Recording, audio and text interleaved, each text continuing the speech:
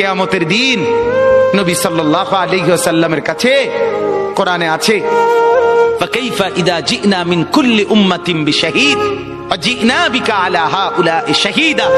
নবীকে বলছে আল্লাহ, বন্ধু আপনার উম্মতের প্রত্যেকের আমলনামা আমি আপনার হাতে দেখাবো, আপনার হাতে, আপনার সামনে পেশ করব, আপনি দেখে কথা বলবেন আমার কাছে। সুপারিশ আপনি কইরেন, মানা নাই, কিন্তু আপনি দেখা করবেন। রাসূলুল্লাহ সাল্লাল্লাহু আলাইহি ওয়াসাল্লাম যদি হাসরের ময়দানে এরকম আমলনামা খুলে উল্টায় আর পৃষ্ঠার পর পৃষ্ঠা দেখে ফজর নাই, জোহর নাই, আসর নাই, মাগরিব নাই, ইশা নাই, শনিবার রবিবার, মদ জুয়া, অবৈধ উপার্জন, গান বাদ্য, নাটক, সিনেমা, জিনা, ব্যভিচার, বেহায়া, বেপর্দা সব উল্টায়।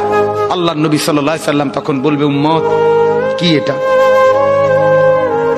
উম্মত আমার 23 বছরের এত চোখের পানির কথা একবারও মনে হয় নাই, কি আনছো এটা আমারে?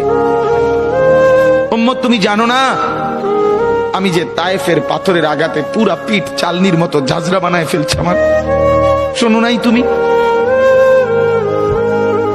আমারে যে উহুদের ময়দানে দান দান শহীদ করে রক্তাক্ত করছে, তুমি শোনো নাই?